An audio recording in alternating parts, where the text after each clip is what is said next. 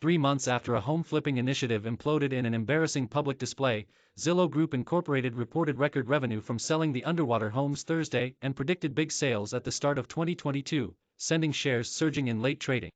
Zillow Z, minus 1.75%, ZG, minus 1.26% reported fiscal a fourth quarter loss of $261.2 million, or $1.03 a share, on record revenue of $3.88 billion, up from $789 million a year ago.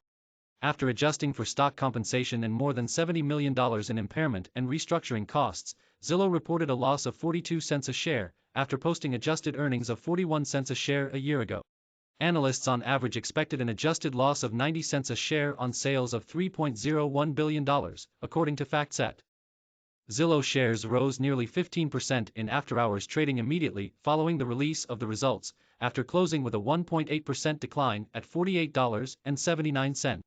Zillow shares have plunged 24% in the past 3 months, since executives admitted in their previous earnings report that a business created to flip homes had purchased far too many homes at too expensive prices. At that time, Zillow executives expected to lose more than $500 million and lay off about a quarter of staff as a result of the massive miscalculation. Don't miss: how reliable is Zestimate, Zillow's extremely popular home valuation tool? Shares bounced back a bit after executives said in December that they had already found buyers for more than half the homes they still owned, and expected to use millions recouped from the sales to repurchase stock. In Thursday's report, they said the effort is still tracking ahead of expectations, and will result in positive cash flow, despite disclosing an average loss of $27,609 on 8,353 homes sold in the fourth quarter, a total loss of more than $230 million.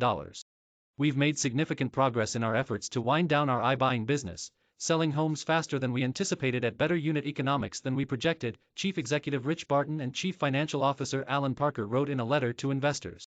The wind-down process is running smoothly and efficiently, and we expect it to generate positive cash flow. Barton and Parker bet on iBuying as a key part of what they called Zillow 2.0, but said in Thursday's letter that the dissolution of that business had not changed the strategy.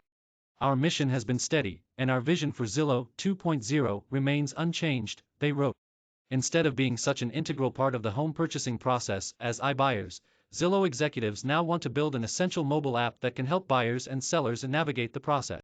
To execute on this strategy, we are focused on building the Housing Super App, an integrated digital experience in which Zillow connects all the fragmented pieces of the moving process and brings them together on one transaction platform, they wrote.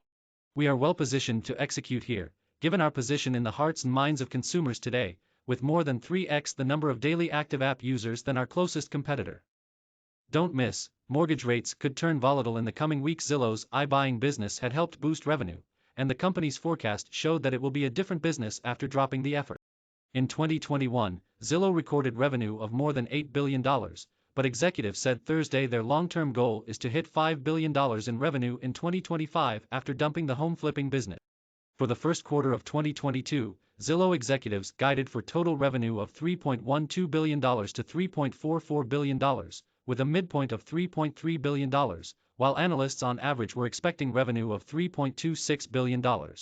They predicted adjusted Ebitda of $124 million to $174 million, while analysts were predicting a loss by that standard of $13 million, according to FactSet.